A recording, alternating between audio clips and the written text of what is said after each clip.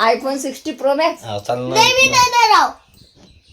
मी ते एवढा मोठा देणार आहो की तुम्ही चला आता माझा नवरा मला वाढदिवसाचं गिफ्ट द्यायला घेऊन जात आहे. नाही. काही लोकांनी काही दिवसा म्हणजे वर्षापूर्वी मला फेक स्वामी भक्त बोलले होते आणि या वर्षी मला ना एवढं भारी वाटलं ना, कारण स्वामी नेहमी म्हणतात भिऊ नको, मी सदैव तुझ्या पाठीशी आहे. आणि एक अति हुशार बाई म्हणत होती की तू समाजासाठी काय करते, तर मी माझ्या समाजासाठी हे करत असते की आमच्या घरात कोणताही चांगला दिवस असू द्या, काही असू द्या, आम्ही वृद्धाश्रमात जेवण देत असतो. तर माझ्या वाढदिवसाच्या आदल्या दिवशी म्हणजे 29 तारीख आणि रात्रीचे 12 वाजले होते आणि सगळ्यात पहिली एंट्री केली होती सायलीने. सायली माझी खूप छान मैत्रीण आहे. पुण्यात आली तेव्हापासून बिचारीने प्रत्येक पावलोपावली मला साथ दिलेली आहे. परंतु ती पण मेकअप आर्टिस्ट आहे, त्याच्यामुळे तिला पण भरपूर ऑर्डर असतात, त्याच्यामुळे आमचं भेटणं आता कमी झालेलं आहे. तिने खूप सुंदर असा माझ्यासाठी केक आणलेला होता आणि त्याच्यानंतर माझ्या नवऱ्याने सुद्धा माझ्यासाठी केक ऑलरेडी आणून ठेवलेला होता, माझ्यासाठी सरप्राईज प्लॅन केलेला होता. विशेष म्हणजे त्यांनी ना मस्तपैकी फॅनवर ना असे फुलं वगैरे टाकलेले होते. आणि तुम्ही इमॅजिन करा, काही म्हणजे मी आधीपासूनच स्वामींची सेवा करते, भक्ती करते, परंतु काही लोक मला आधी फेक स्वामी भक्त बोलत होते. आणि यावर्षी स्वामींची हे कृपा बघा की स्वामींनी सिद्ध करून दाखवलेलं आहे की बाळा तू चुकीची नाही आहेस. आणि हे पण एक तुम्ही समजून घ्या की मी आज प्रत्येक पावलात मला यश आहे, बिझनेसमध्ये यश आहे, व्यवस्थित माझं चॅनल पण सुरू आहे, व्यवस्थित माझी अर्निंग पण चालू आहे आणि प्रमोशन तर आजूबाजूला तुम्ही बघू शकता की प्रोडक्ट किती सारे पडलेले आहेत. तर बस कसं आहे, स्वामींवर विश्वास ठेवला ना तर ॲटोमॅटिक सर्व काही ठीक होते. आणि माझ्या वाढदिवसाच्या दिवशीच ना स्वराज पडलेला होता बघा, त्याच्या डोक्याला किती लागलेलं होतं आणि टेंगूळ आलेलं होतं, त्याच्यामुळे थोडंसं माझं मूड ऑफ होतं. मग सायलीचा एक केक आणि नवऱ्याचा एक केक असे 2 केक होते आणि त्याच्यामुळे दोघांना राग न येता मला ते कट करायचं होतं. परंतु तुम्हाला सांगते यावर्षी ना माझ्या ज्या काही इच्छा वगैरे होत्या ना त्या सगळ्या पूर्ण झालेल्या होत्या. विशेष म्हणजे सरप्राईज म्हणजे मला खूप दिवसापूर्वी एक इच्छा होती की माझं ना मस्तपैकी फोटोशूट झालेलं पाहिजे जसं बाकीच्यांचं होते. तर यावर्षी आधीच ना माझ्या नवऱ्यानं मला तेच बड्डे गिफ्ट दिलेलं होतं की त्यांनी मला त्यांच्याकडून बड्डे शूट करून दिलेला होता. आणि बड्डे शूटला पण भरपूर असा खर्च येतो, कमी खर्च येत नाही, म्हणजे 4 ते 5 रील दिल्या होत्या आणि त्याच्यानंतर बाकीच्या फटाक्यांचा याचा त्याचा खर्च. परंतु नवरा यावर्षी बोलला होता, खूप दिवसापासून मी ऐकतो आहे की तुला बड्डेचं फोटोशूट करायचं आहे आणि यावर्षी त्यांनी माझी ती इच्छा पूर्ण केली होती. आणि फोटोशूट केला ना त्या दिवशी इमानदारीने सांगते केक हे ते चॉकलेट्स हे ते एवढे होते ना आणि फटाके खूप छान. मी त्याच दिवशी गणेशजीला बोलली होती की आता मला तुम्ही काही गिफ्ट नाही दिलं तरी चालेल आणि माझा वाढदिवस नाही केला ना तरी पण चालेल, माझं एवढं चांगलं फोटोशूट त्यांनी करून दिलेलं होतं. आणि हे दिवस पाहण्यासाठी ना त्यांनी पण खूप सहन केलेलं आहे आणि मी पण खूप सहन केलेलं आहे. आता कुठं आमचा सुखाचा संसार चालू झालेला आहे. ते म्हणतो ना की दुःखानंतर सुख येत असते आणि देवसुद्धा त्यालाच देतो ज्याला सहन करण्याची शक्ती असते. आयुष्यात कधीही कोणाला मी म्हणजे धोका दिला नाही. जेवढं मला वाटते मी प्रत्येकाला समजून सांगण्याचा प्रयत्न केलेला आहे की असं करू नको, तसं करू नको. ज्यांना माझं बोलणं पटलं, ज्यांनी माझं ऐकलं ते आजही माझ्यासोबत आहेत आणि त्यांच्या आयुष्यात कोणतेही प्रॉब्लेम नाही आहेत. कारण मला असं वाटते कोणाच्याच आयुष्यात प्रॉब्लेम नसावे. मी जे फेस केलं ते कोणीही फेस करू नये. म्हणून मी शक्यतो ना समोरच्या व्यक्तीला राग आला तरी चालेल, परंतु मी प्रत्येकाला चांगलाच सल्ला देत असतो. आणि हाच तो पुरावा आहे की स्वामींमुळे माझा सगळं काही व्यवस्थित झालेलं आहे. तर सगळ्यात अगोदर केक कट केला आणि केक कट झाल्यानंतर मस्तपैकी गणेशजीने वगैरे माझ्या थोबाडाला किती मोठा लावलेला आहे तुम्ही बघू शकता. नंतर त्यांनी गुलाब दिलं माझ्या हातात. सायली पण आलेली होती आणि अजून किती चांगली मैत्रीण पाहिजे तुम्हीच सांगा की जी 12:30 वाजता आली बिचारी केक घेऊन. नंतर आम्ही दोघींनी एकमेकींना केक भरवला आणि मस्तपैकी हे केलं आणि एवढे सरप्राईज गिफ्ट की मी तुम्हाला ते शब्दात सांगू शकत नाही. आणि माझा वाढदिवस असो, स्वराचा वाढदिवस होतो, आम्ही काय करतो की इथं हे देतो, जेवण देतो वृद्धाश्रमामध्ये. त्याच्यामुळे आम्हाला खूप भारी वाटतं आणि हेच ते पुरावा आहे की आम्ही समाजासाठी काय करतो. कारण भरपूर जणं विचारतात की तुम्ही समाजासाठी काय करता. याला म्हणतात मैत्री. बघा किती प्रेमाने ओवाळत होती आणि मैत्रिणीने ओवाळणे माझ्यासाठी खरंच एक भाग्य आहे. तर आता तुम्हाला असं वाटत असेल माझ्या नवऱ्याने मला काय गिफ्ट दिलं, तर 17 प्रो मॅक्स 1.5-2 लाखाचा मोबाईल मी आजपर्यंत घेतला नाही आणि घेणारही नाही. कारण माझं एकच स्वप्न आहे, सगळ्यात अगोदर मला हक्काचं स्वतःचं घर करायचं आहे. त्याच्यानंतर मला मस्तपैकी 4 व्हीलर घ्यायची आहे आणि त्याच्यानंतर मी विचार करणार आयफोनचा. तोपर्यंत तरी मी अजिबात म्हणजे आयफोन वगैरे घेण्याची गोष्ट करत नाही. आणि माझा चेहरा थोबाळ बघू शकता तुम्ही कसं काळा आहे आणि रिअलमध्ये मी अशीच काळी आहे, म्हातारी पण दिसत आहे.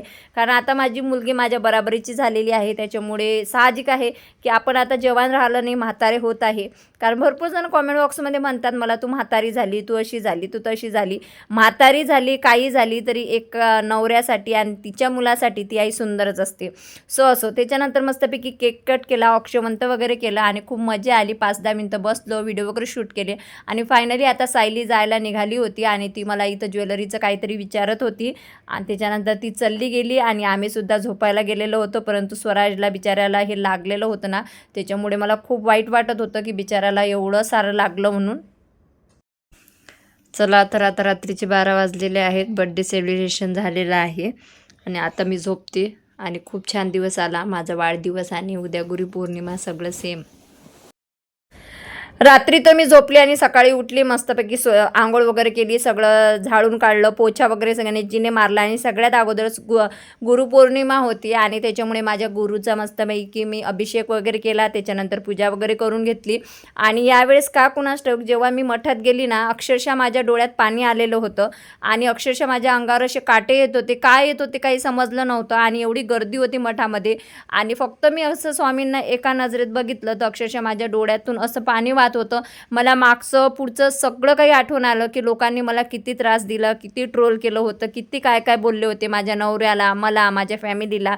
एवढंच नाही की माझ्या आईला पण सोडलं नव्हतं. व्हिडिओ मी टाकत होती परंतु माझ्या घरच्यांना ट्रोल केल्या जात होतं. कारण काय तर मी समोर जात होती. परंतु तेव्हासुद्धा मी हिंमत हारली नव्हती. मी माझ्या स्वामींना एवढंच सांगत होती की स्वामी हे मला त्रास देत आहे, मी काय करू. आणि तेव्हा जसं की स्वामी माझ्या कानात अलगद बोलत होते की भिवू नको बाळा, मी सदैव तुझ्या पाठीशी आहे. आज दिवस तुझा यांचा आहे, उद्याचा दिवस तुझा राहणार आहे. फक्त तू डगमगू नको आणि तू तुझं कार्य करत राहा. आणि तसंच मी केलं आणि आजचा दिवस माझ्यासाठी हा एवढा चांगला उजाडला आहे. आणि मी स्वामींची भक्त आहे आणि स्वामींचा गुरुपौर्णिमा त्याच दिवशी आली ना, याच्यातच कळलं की स्वामी माझ्या पाठीशी आहे. आणि हा माझा फोटोशूट तुम्ही बघू शकता की किती छान त्यांनी फोटोशूट केला. अक्षरशः म्हणजे हे माझं ड्रीम होतं ना, ते यावर्षी पूर्ण झालं. नंतर मी मठातून आली आणि मस्तपैकी आम्ही वृद्धाश्रमात जेवण दिलेलं होतं. बटाट्याची भाजी केलेली होती, आमटी केलेली होती, मस्तपैकी पुरणपोळी केलेली होती. पुरणपोळीवर मस्तपैकी वरून तूप दिलेलं होतं आणि बटाट्याची पण भाजी केली होती आणि आमटी केली होती. अशा 2 भाज्या केल्या होत्या, भात केलेला होता, भजे केलेले होते, वडे केलेले होते, पापड, कुरवड्या, असं म्हणजे जेवढं आपल्या जेवणात असते ना तेवढं मी सगळं त्यांना देण्याचा प्रयत्न करत असतो. ताई विचारतात ती काय देऊ काय नाही, मी म्हणतो त्यांना जे आवडत असेल ना ते द्या. आणि तेवढं जेव्हा आपण त्यांच्या चेहऱ्यावर तो आनंद बघतो ना, तो म्हणजे खरं शब्दात आपण सांगू शकत नाही. आणि मठातून मी म्हणजे रडतच घरी आली आणि नंतर मी ताईंना सांगितलं की मला ना खूप रडू येत होतं. तर ताईंनी सांगितलं की एखाद्या वेळेस ना मन भरून येतं आणि आपल्या जवळच व्यक्ती रडतो. त्याच्यानंतर तिथं गेली तर स्वयंपाक वगैरे झालेला होता. मग माझ्या हाताने मी सगळ्या आजी आजोबांना वाढून दिलेला आहे. मस्तपैकी त्यांना तूप पाणी वाढलेलं आहे आणि त्यांच्या चेहऱ्यावरचा आनंद तुम्ही बघू शकता की किती भारी वाटते त्यांना. आणि त्यांना खरंच खाण्या पिण्याची कोणत्याच गोष्टीची इथं अजिबात कमतरता नाही आहे. परंतु माझं भाग्य आहे की मी त्यांच्या जवळ जाऊ शकते आणि त्यांना पाहिजे ते देऊ शकते. खरंच मला देवांनी एवढं तर मोठं केलेलं आहे की मी माझ्या याच्यातलं 2 घास तरी कोणाला देऊ शकतो. इथं या आजींना ना मी ताट नेऊन दिलं आणि 1 घास प्रेमाचा भरवला तर अक्षरशः त्या रडायला लागल्या. काही जखमा अशा असतात ना, कितीही भरण्याचा प्रयत्न केला ना त्या कधीच आयुष्यात भरत नसतात. मला तर असं वाटते की वृद्धाश्रमच बंद झाले पाहिजे. परंतु का कुणास ठाऊक ज्या मुलांना आई तळ हाताच्या फोडाप्रमाणे जपते तेच मुलं आईला इथं का सोडून देत असतील तेच समजत नाही. ही वेळ कोणत्या दुश्मनावर येऊ नये एवढंच मी देवाजवळ प्रार्थना करणार. तर सगळ्यांना आम्ही ना म्हणजे वाढणं वगैरे करून दिलं, तूप वगैरे वाढलं आणि त्याच्यानंतर ना ताईने मला पण जेवायला सांगितलंच होतं.